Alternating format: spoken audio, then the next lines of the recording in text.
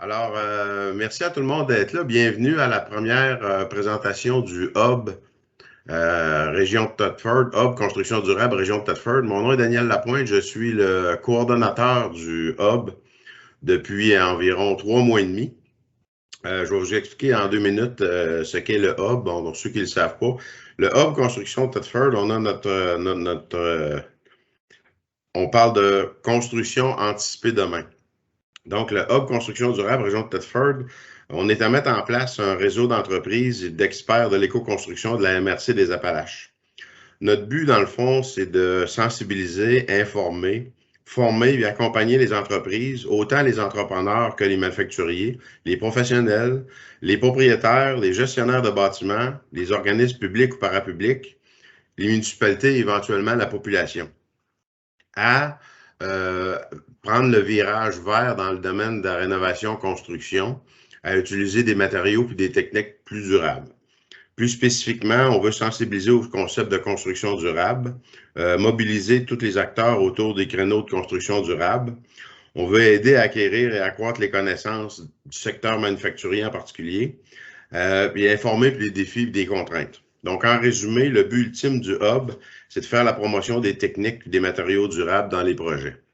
Le Hub Construction durable, c'est une des 4 branches de la Société de développement économique de la région de Thetford. La Société de développement économique, elle soutient le milieu, développe l'économie puis entreprend l'avenir. La Société de développement économique de la région de Thetford, c'est un organisme qui dispense un éventail de services pour supporter et stimuler la création et le développement des entreprises, autant sur le plan de l'aide technique que de l'aide financière. Donc, c'est un organisme qui est très actif dans la région. Puis, une des branches, c'est le Hub Construction durable. Donc, sans plus tarder, je vais vous présenter M. Sébastien Gravel, qui est représentant au service professionnel pour la firme Soprema. Il va nous faire une petite présentation générale de la firme, puis de certains produits dans un premier temps. Ensuite, le cœur de la présentation, c'est qu'on va avoir une présentation de M. Oel Salin, qui est représentant technique pour la gamme de produits Sopra Nature. Donc, ça va être le crunchy de la présentation. Alors, sans plus tarder, je passe la parole à M. Gravel. Salut Sébastien. Bonjour tout le monde. Merci d'être là ce matin et d'être là pour nous accueillir. Donc, je vais vous présenter l'entreprise Soprema. Je vais partager mon écran. Donc voilà, vous voyez bien? Oui, très bien. Excellent. Donc, Soprema, il y en a sûrement qui nous connaissent dans le lot. Soprema est une entreprise française. Attendez un peu, on dirait que je n'ai pas le contrôle de mon... Voilà. Donc, Soprema, c'est une entreprise française qui a été fondée en 1908 à Strasbourg. Donc, c'est une entreprise spécialisée dans l'enveloppe du bâtiment. Donc, on touche l'étanchéité de la bâtisse, l'isolation, la végétalisation, l'insonorisation. Et on se diversifie de plus en plus avec les nouvelles technologies pour participer justement au développement durable et avoir des produits qui sont en ligne avec ça. Donc, le fondateur, c'est Charles Geisen. Il y avait un produit de bitume là, qui était utilisé pour les toitures à l'époque. Puis, il s'est dit, qu'est-ce que je peux faire pour améliorer le produit? Fait qu'il a décidé de prendre une jute. Il a eu l'idée de prendre une jute puis de la tremper dans du bitume chaud. Et de là est né le type de membrane qu'on a aujourd'hui, évidemment, là, qui ont été perfectionnés avec le temps. Mais ça date quand même de 1908. Fait que on a quand même une bonne expérience à ce niveau-là. Donc, c'est une entreprise familiale. La première personne, c'est Charles Geisen qui a fait le développement de l'entreprise. Ensuite, son fils a pris la succession et maintenant, c'est son petit-fils, qui est Pierre-Étienne Benchandler, qui est présentement président de l'entreprise.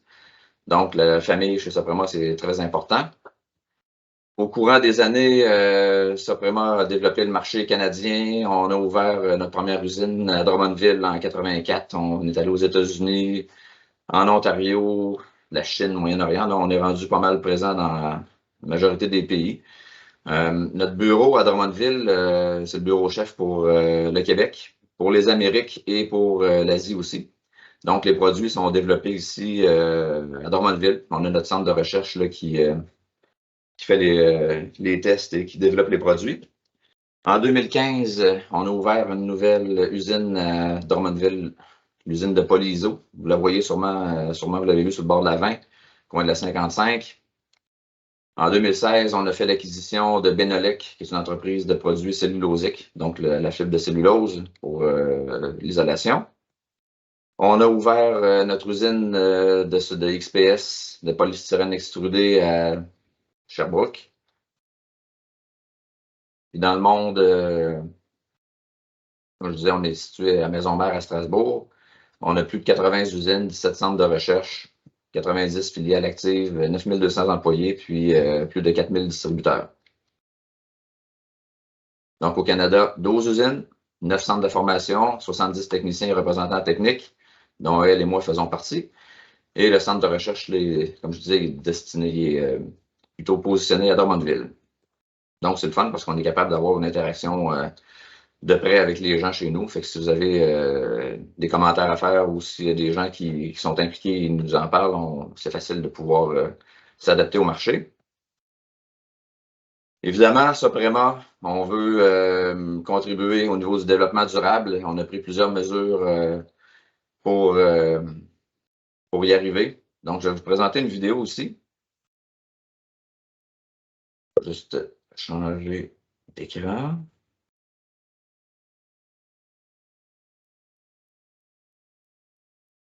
Celle-ci. Vous me direz si vous entendez bien comme il faut ou non. OK, comme ça. Le monde évolue. Soprema aussi. Les changements sont une source de progrès, mais aussi de préoccupations grandissantes. Tout comme vous, nous constatons notre impact sur le monde et reconnaissons l'importance d'agir pour assurer un avenir durable. Nous sommes fiers de la qualité et de la durabilité de nos produits, mais nous ne prétendons pas être parfaits. Au contraire, nous savons que nous devons faire mieux. Et notre vision est claire.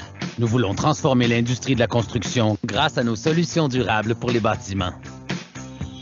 Et notre vision s'accompagne d'engagements concrets. Notre développement doit contribuer à la protection de l'environnement, à la lutte contre les changements climatiques, ainsi qu'à l'amélioration de la santé et du bien-être humain. Pour concrétiser notre vision, nous allons bien plus loin que nos produits. Nous misons sur le concept d'économie circulaire en suscitant la collaboration et nous appliquons la perspective du cycle de vie à toutes les facettes de nos activités. Au cœur, le développement stratégique avec l'éco-conception. Nous nous inspirons de la nature dans la manière de développer nos produits et nous exploitons le potentiel des matières d'origine végétale ou recyclées. Nous voulons favoriser un approvisionnement responsable, entre autres grâce aux sources d'énergie renouvelables, à l'achat local et aux fournisseurs reconnus pour leurs bonnes pratiques. Nous visons une production exemplaire qui se veut responsable, sécuritaire et résiliente, tout en limitant le gaspillage de ressources et d'énergie. Nous optons pour des processus efficients pour les ventes et la distribution de nos produits.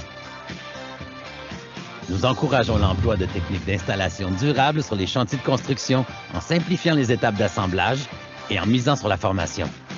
L'utilisation de nos solutions doit accroître la durée de vie et la performance globale des bâtiments, et ce, assurant la santé et le confort de leurs occupants. Finalement, nous travaillons à limiter les effets de la fin de vie utile grâce à la réduction à la source, à la réutilisation, au recyclage et à la valorisation. Le tout repose sur l'engagement et le soutien de tous les services de l'entreprise. C'est une approche ambitieuse.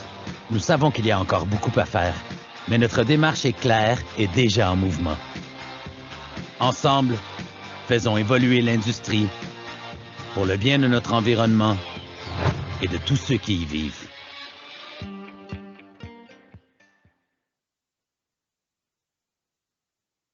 Voilà. Donc, ça, on poursuit.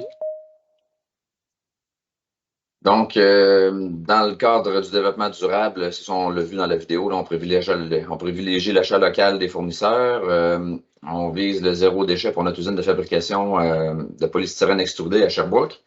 On a même conclu une entente dernièrement avec la ville de Sherbrooke pour au niveau des centres d'enfouissement, tous les polystyrènes qui sont jetés, on peut mettre au vidange pour aller le porter au centre d'enfouissement. Puis on a pris une entente avec eux.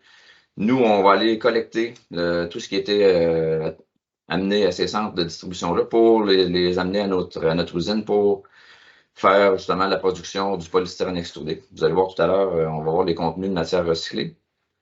Puis, on a obtenu la certification LEED là, pour la fabrication de nos panneaux et nos usines. Donc, c'est quelque chose d'important pour nous.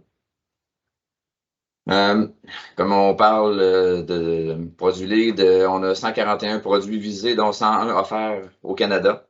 Donc, pour les projets LEED, on a des produits qui sont dans la ligne pour ce développement-là. Voici les différents types de produits. Je ne les nommerai pas tous, là, parce qu'on en a une grande panoplie. On a toute la documentation nécessaire pour ça. Les autres solutions durables qu'on a au niveau de l'isolation, on a le Sopra ISO là, qui est fabriqué ici à Drummond, qui a 34,7 % de matière recyclée. Le XPS, on a entre 20 et 100 % de matière recyclée à l'intérieur. La fibre de cellulose, on a jusqu'à 85 % de papier recyclé, des cartons et différents types de papier. Et on a aussi nos mousses giclées qui sont à 25 % de contenu recyclé. Donc, voici. Un autre produit, c'est une association qu'on a faite avec un manufacturier de Drummondville. Comme vous voyez ici, c'est un mur solaire. Donc, c'est un mur solaire passif qu'on a sur pratiquement toutes nos usines. On est en train d'ailleurs de faire l'installation sur notre entrepôt de Québec. Puis ces systèmes-là, dans le fond, on fait un mur qu'on va venir réchauffer l'air à l'intérieur de ce mur-là et on va l'amener à l'intérieur du bâtiment, soit directement ou d'y aller avec les systèmes de ventilation existants. Donc, on utilise le solaire pour ça. Si vous avez un intérêt ou plus de renseignements, là, on a une présentation là, qui est disponible pour ça. Puis, c'est justement pour cette association-là, c'est pour éliminer les GES. Donc, on fait notre part à ce niveau-là. Voici l'entrepôt à Québec, c'est en pleine installation. C'est un système qui est quand même très simple à faire, puis il est très efficace. Et maintenant, je vais passer la parole à mon collègue Oel qui va nous parler de nos systèmes végétalisés Sopra Nature. Donc, merci Sébastien. Merci, bonjour à tout le monde. Merci d'être présent aujourd'hui pour ce webinaire axé sur le développement durable. On a fait une petite partie sur ça, sur Soprema surtout, mais plus spécialement, on va vraiment parler des toitures végétalisées aujourd'hui. Donc moi aujourd'hui, mes missions chez Soprema, je suis représentant technique Sopra Nature. Donc mon rôle, c'est vraiment d'épauler souvent les architectes et aussi les promoteurs. Je vais épauler sur des chantiers, je vais proposer des solutions les mieux adaptées pour la réalisation de toitures végétalisées. J'ai un petit parcours dans le paysage, j'ai 15 ans dans le paysage en France de réalisation de jardins et j'ai fait 3-4 ans sur les chantiers en tant que chef de chantier sur des toitures végétales. Donc j'ai un petit parcours dans le végétal. Aujourd'hui, les bénéfices pour les toitures végétalisées, pour les fondamentaux, on va dire, c'est la protection du toit. On va augmenter la longévité des membranes d'étanchéité.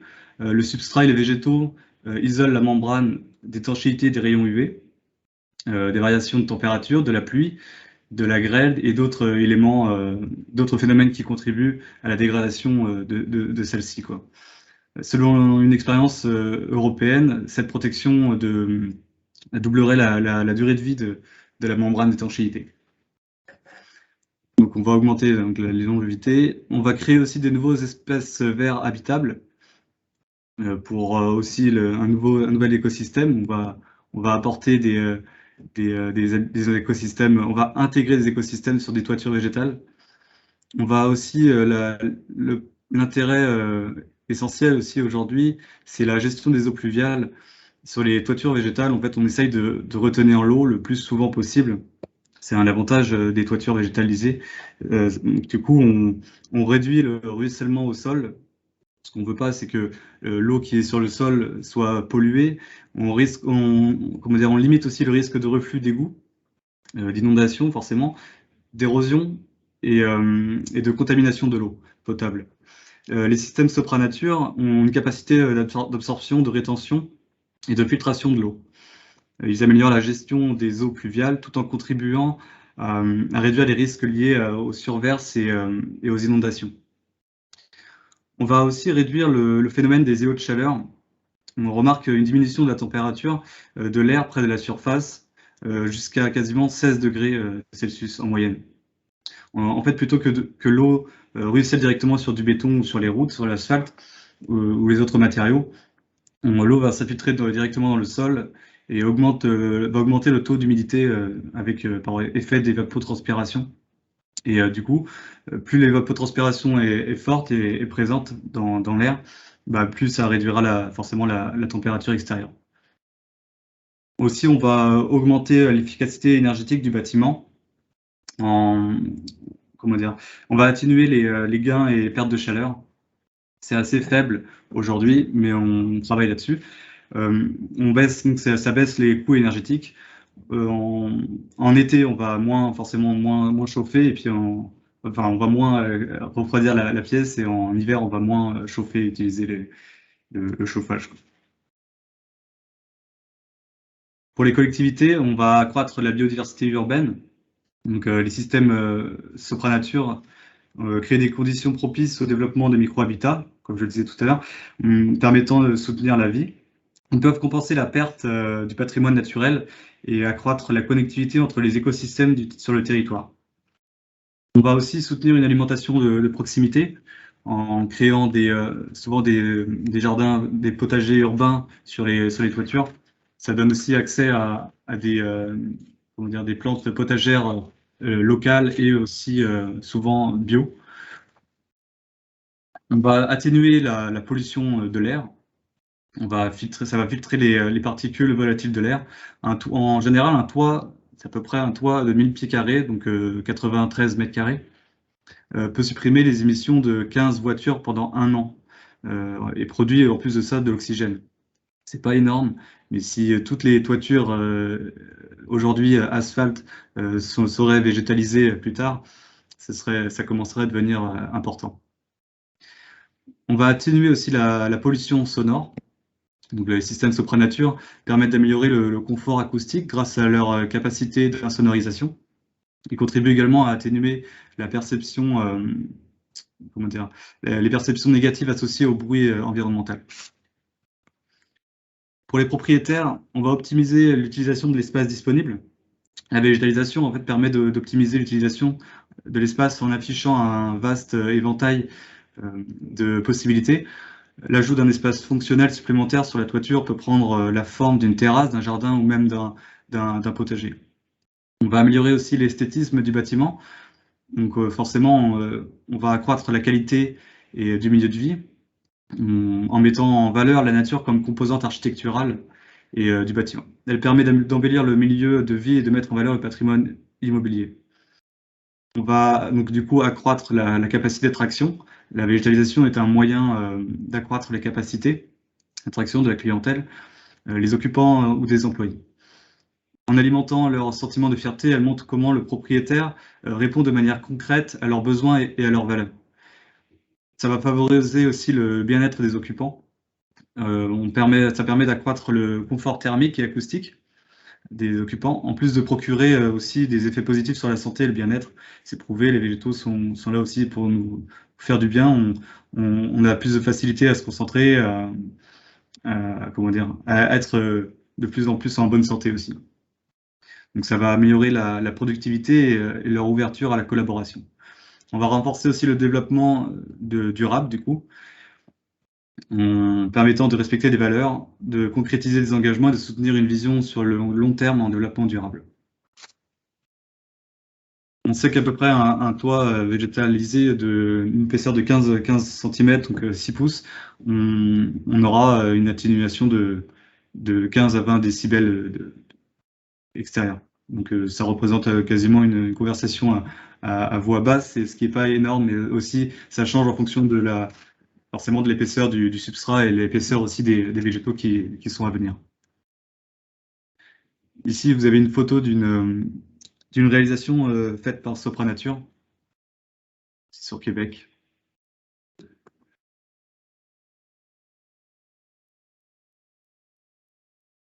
Vous voyez, on peut jouer un peu avec les compositions paysagères. On va essayer aussi souvent de donner un sens à la topographie du sol. On essaye de représenter la topographie du sol sur une toiture végétale pour voir un petit peu, pour avoir cet effet de différentes couleurs aussi.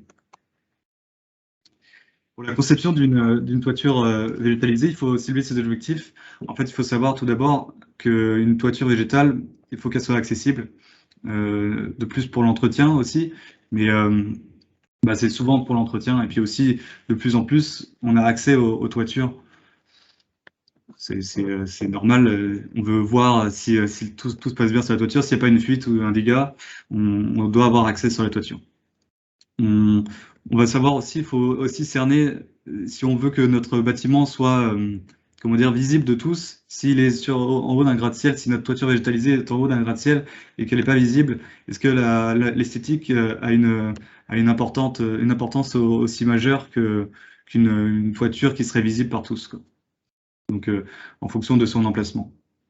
On va aussi, faut cerner, cibler ses objectifs en sachant qu'est-ce qu'on veut mettre vraiment comme type d'aménagement. Est-ce qu'on veut rester sur comment dire, une toiture végétalisée simple, vraiment avec des plantes rasantes de type sédum, ou alors quelque chose un peu plus ornemental avec des plantations, et comme je vous montrais auparavant, des images avec des compositions paysagères.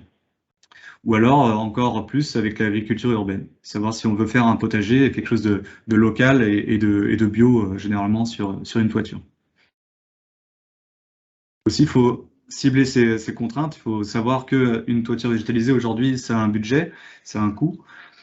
Il faut aussi savoir si la toiture peut porter de tous ces charges supplémentaires en fonction aussi du bâtiment. Si c'est un nouveau bâtiment, forcément qu'il y aura plus de chances qu'il puisse accepter ces charges supplémentaires. Savoir aussi, est-ce qu'on veut de l'entretien? En général, une toiture végétale, c'est à peu près 10 à 12 passages par an d'entretien. C'est des entretiens assez restreints, ils sont assez furtifs. En fonction aussi du temps que l'on passe, c'est-à-dire que s'il y a 10 entretiens par an, c'est sûr qu'on va rester, en fonction de la toiture aussi, la taille de la toiture, et sur place, on va rester un peu moins longtemps. Ça pourrait très bien rester, on pourrait très bien rester une demi-heure à juste désherber, enlever les adventices, les plantes indésirables qui seraient sur la toiture, qui pourraient endommager à l'avenir l'étanchéité. On respecte le guide des critères, donc de la RVQ. On a des critères à respecter.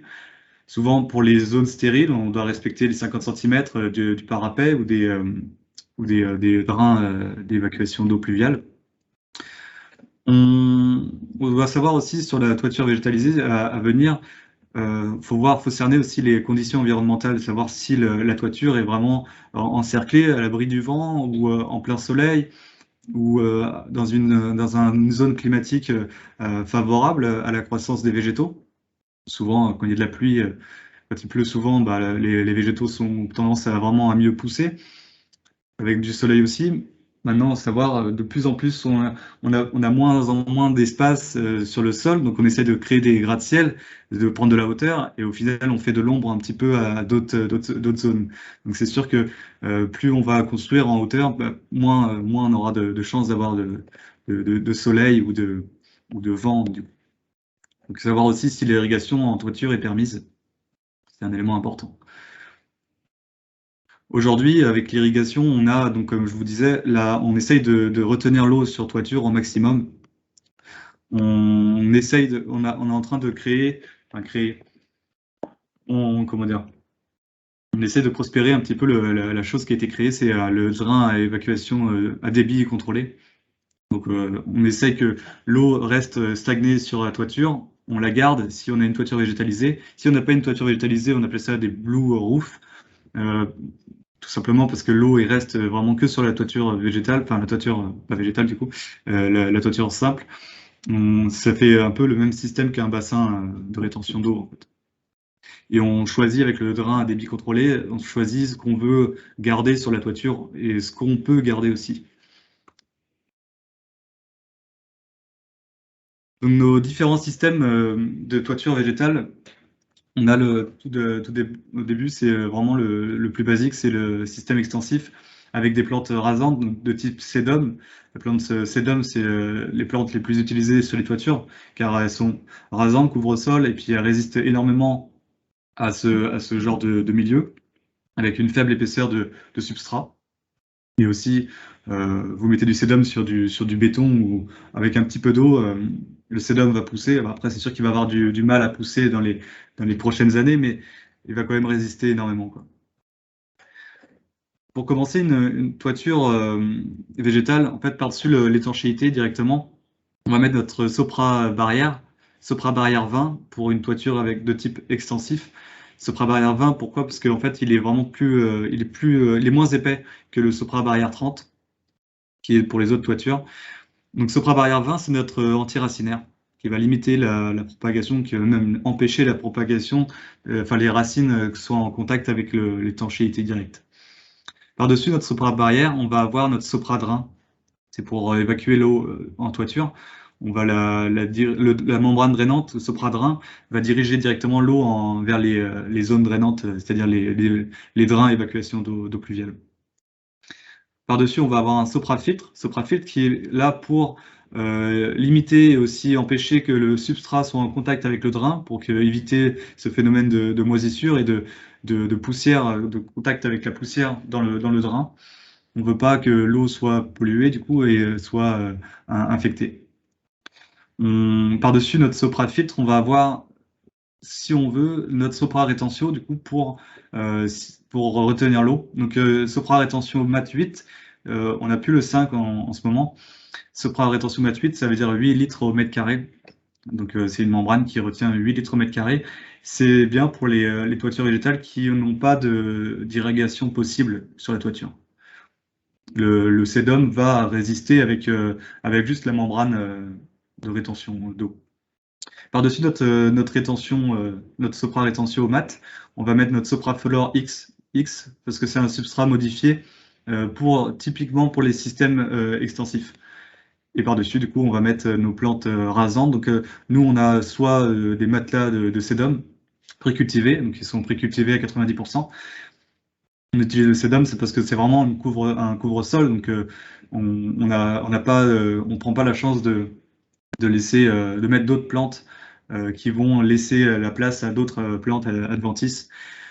Mais du coup, on préfère utiliser vraiment des tapis précultivés qui sont déjà végétalisés à 90%. Notre Sopraflor X, il est modifié, il est allégé et aussi appauvri pour justement ne pas laisser la place aux adventices ou même aux plantes qui seraient assez résistantes aux arbustes qui seraient posés là par mégarde, qui seraient plantés en fait souvent par les oiseaux ou par le vent. On pourrait avoir une graine qu'on ne veut pas et au final se retrouver avec un arbre s'il n'y a pas d'entretien 10 ans plus tard. Pour un système extensif, c'est dangereux. Pour un système intensif, ce sera moins dangereux parce que c'est ce qu'on veut un petit peu, des arbustes ou des arbres sur un système intensif. Notre système extensif second, ce sera notre système modulaire. En fait, c'est notre Tundra Box. Beaucoup plus simple d'utilisation, forcément, c'est beaucoup plus rapide. On a juste notre Sopra barrière à mettre par-dessus notre étanchéité, donc notre antiracinaire. Ensuite, on va mettre notre Sopra drain ou pas. On n'est pas obligé de mettre Sopra drain, c'est vraiment pour que l'eau puisse évacuer plus facilement. Directement, on peut mettre les Tundra Box. Au contour des Tundra Box, on va mettre des cornières d'aluminium aussi pour séparer la zone stérile, la zone de propreté avec la zone végétalisée. Donc ces Tundra Box là sont un bon compromis. Si on s'aperçoit qu'il y a un dégât des eaux dans le bâtiment et qu'on ne sait pas où se passe la fuite, on peut facilement opérer en fait sans détruire la toiture. On a juste à enlever les Tundra Box, les mettre de côté, venir opérer, venir faire les réparations et puis remettre les Tundra Box. Nos seconds systèmes, du coup, pour arbustes et arbres, ce serait le système semi-intensif et intensif, aussi pour l'agriculture urbaine. Ce serait ces systèmes qui seraient utilisés. Il n'y a pas grand-chose qui diffère. Néanmoins, juste le Sopra barrière 20 et 30, on peut choisir en fonction des plantes si on sait les plantes qu'on veut mettre. Donc, si on reste sur des graminées ou des plantes assez basses qui vont faire des faibles racines, on va rester sur un Sopra barrière 20 avec l'épaisseur minime. Et au final, si on sait qu'on veut des arbres ou des arbustes, un arbuste, ça commence à faire un arbuste à partir de 1 mètre, 2 mètres, quoi. Donc on passe directement sur une Sopra barrière 30. Par-dessus, on va mettre notre Sopra drain, Sopra filtre. Et là, c'est le Sopraflore qui va changer, Sopraflore I, qui est un peu plus amélioré et qui est vraiment destiné aussi à ce type de végétalisation. Aussi, on a un substrat typiquement juste pour l'agriculture urbaine, c'est notre Sopraflore AU. Voilà, donc le système intensif avec forcément l'épaisseur un peu plus importante de substrat. Et là, donc Sopra barrière 30, forcément.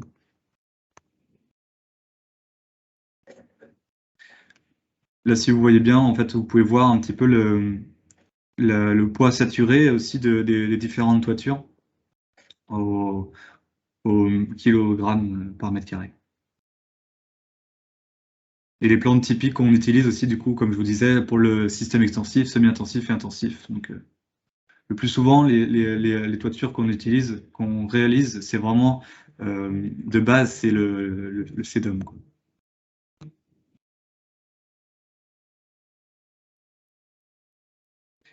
Vous voyez là une coupe technique d'une réalisation de toiture végétale. Donc là, c'est une toiture conventionnelle. On peut voir que on a une zone stérile. On doit respecter 50 cm du drain avec nos bordures d'aluminium qui vont séparer la zone végétalisée de la zone de propreté. Et aussi, on veut vraiment que notre... vous voyez ma souris là? Ouais. Ouais. On veut vraiment que le filtre vienne vraiment sur la partie aluminium. En fait, on veut qu'il n'y ait aucun moment le substrat soit en contact avec le drain ou avec les parties en dessous, quoi. La membrane d'étanchéité. On ne va pas se laisser une chance que les racines soient en contact avec l'étanchéité pour pouvoir la détériorer, quoi. Quand on a un cas comme ça, on essaye d'aller avec le Sopra barrière jusqu'au parapet, quitte à directement carrément aller dans la zone de propreté avec le Sopra barrière. On veut aussi, c'est que les zones de propreté restent vraiment sans feuilles, sans rien. Si on laisse des feuilles, c'est pour ça que si on réduit le taux d'entretien par an d'une toiture végétale, qu'on se limite à quelques passages par an, on va laisser forcément des feuilles dans la zone stérile. Et ce qu'on veut pas, c'est que la zone stérile soit pas stérile du coup. En laissant des feuilles, ça va créer forcément avec l'effet de décomposition, on va avoir de l'humus et puis par la suite, ce sera un humus propice à la pousse de mousse ou de plantes plus tard. On fait aussi des toitures, des toits terrasses sur plot à vérin, directement sur, là c'est sur une membrane sous-couche, membrane de finition. On va avoir quand même le Sopra barrière qui va aller sous les plots à vérin, si on le peut. Sinon, on va mettre notre Sopra drain directement en dessous. Vous voyez le jointement un petit peu entre la zone végétalisée et puis la terrasse. Souvent, c'est ce qui se fait souvent parce que on a souvent des gens qui demandent une toiture végétale avec un accès terrasse, comme ça, une espèce de rooftop.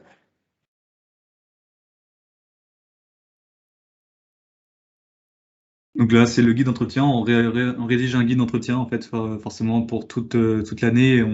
On essaye on le tient à jour et puis on essaye, comme je vous disais, de respecter les 10 à 12 passages par an.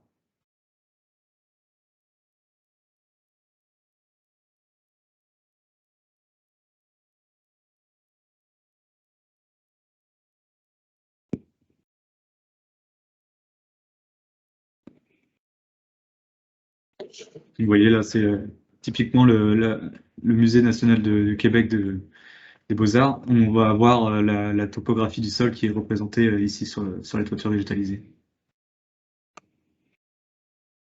Là, on est un peu dans de l'agriculture urbaine, sauf que le niveau épaisseur, on est dans l'agriculture urbaine. Maintenant, il n'y a pas de plantes potagères.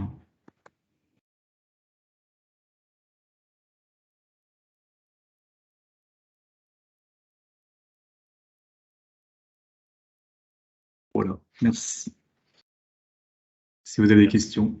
Merci beaucoup, Joël. C'était très intéressant. Je me demandais, l'agriculture urbaine, avez-vous eu des demandes pour de producteurs de cannabis? Ouais, non, pas à ma connaissance. C'est sûr que ça pourrait être l'idéal, mais après, je pense, je ne les connais pas trop dans le cannabis, mais je pense qu'il faut qu'ils soient quand même souvent dans une serre pour être en plein, avec de la chaleur, et puis si c'est en plein vent sur une toiture, à mon avis, c'est pas propice au cannabis, à la pose du cannabis. Alors, merci beaucoup, Sébastien. Merci, Joël. Je ne sais pas si dans les gens qui sont là, ils ont des questions particulières. De toute façon, il y a beaucoup d'informations sur le site web de Suprema d'une part, et Joël peut être rejoint là, comme conseiller technique. On peut lever le micro. Là. Il y a Luc Rémiard qui demande en termes budgétaires, il faut penser à quoi? Au pied carré. En entretien? En entretien, il faut savoir que c'est à peu près 2 $ du pied carré pour l'entretien par an. Et nous, en construction, de base, pour un système extensif, on est sur 12 à 15 $ du pied carré pour un système extensif. Pour la Tundra Box, c'est plus 25. Oui, forcément, mais c'est juste qu'il faut savoir aussi faire appel à un ingénieur pour savoir l'importance du toit. Si c'est possible, souvent, c'est parce qu'on utilise des toitures végétalisées sur des nouveaux bâtiments, parce qu'on le sait dès le départ. Avant la construction du bâtiment, on sait qu'on va mettre une toiture végétale, donc on va faire en fonction de ça, et on va calculer l'importance du toit, quoi. C'est sûr que sur des bâtiments existants, moi, quasiment toutes les toitures que j'ai faites en France, c'était des bâtiments existants. Mais c'est pas les mêmes normes non plus en France. Et puis souvent ici à Montréal, on a des constructions qui sont encore un petit peu en bois, souvent dans les toitures en charpente en bois. C'est possible aussi, mais c'est vrai que la Tundra Box, c'est un peu récent.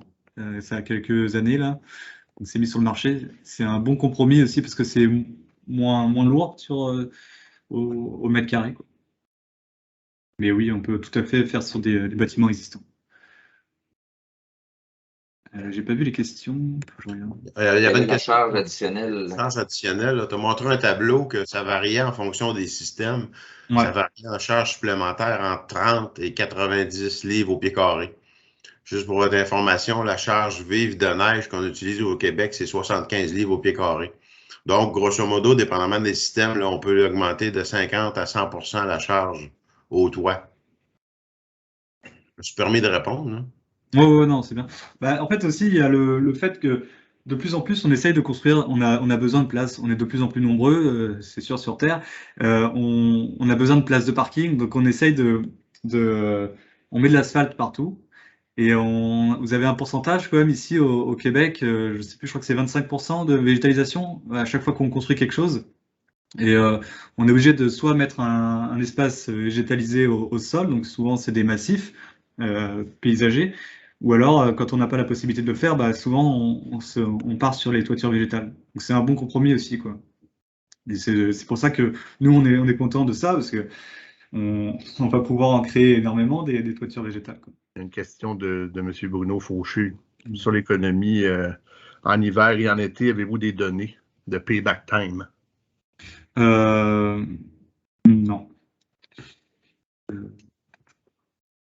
Non, c'est pas. De mon côté, j'ai pas assez fait assez de recherche là-dessus, mais je pourrais poser la question et avoir un peu plus de données. Et puis je pourrais vous répondre ultérieurement. Je me permets d'ajouter que c'est sûr qu'en termes de coût de construction, bon, il y a d'une part le coût du système comme tel, Et considérant l'augmentation des charges verticales au toit, ça a deux impacts. Ça a évidemment un impact sur la résistance des solives au toit, des poutrelles ou des poutres au toit qui doivent être supérieures, des colonnes un petit peu.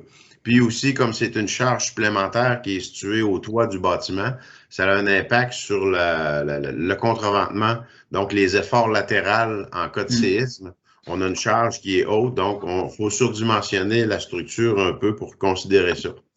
C'est sûr qu'il y a des coûts, mais il y a deux choses qu'il faut regarder, je pense. D'une part, strictement l'aspect coût.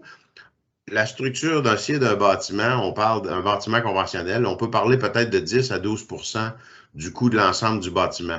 Donc, c'est sûr que je mets des chiffres comme ça parce que c'est peut-être absolument pas le cas, mais théoriquement, si on augmente, au pire des cas, si on augmentait le coût de structure de 10 dans le fond, comme la structure, c'est juste 10 à 12 on parle de l'ensemble du bâtiment d'une augmentation de 1 Donc, je dis ces chiffres-là, c'est un peu arbitraire, mais c'est pour montrer que l'impact n'est pas nécessairement important pour la construction du bâtiment. L'autre aspect aussi, puis ça devrait être un changement de culture, c'est qu'effectivement, il peut y avoir des augmentations de coûts de construction à court terme pendant les travaux, mais il faut penser à long terme, GES, etc. Donc, éventuellement, quand les technologies vont s'étendre, vont se généraliser, il va y avoir une baisse sur les coûts, mais l'éco-construction, la construction durable, ça commence à la construction, mais l'impact du bâtiment aussi pendant toute sa durée de vie sur l'environnement. Donc, c'est clair que les toitures vertes et les terrasses vertes ont un impact positif sur l'environnement en général. Puis quand on va amener des façons de comptabiliser cet impact positif-là, bien, je suis convaincu qu'il va être supérieur à l'impact négatif de l'augmentation de coûts. C'est un petit peu un côté philosophique ou social. Aujourd'hui, du coup, 1% du budget pour une œuvre, enfin, comment dire, artistique, en fait, on va dire, c'est 1% artistique. Dans l'environnement, on n'a pas encore ça. Je sais qu'on est les réalisations de toitures végétalisées sont imposées. Du coup, on va avoir une accréditation, on va avoir une réduction d'impôts.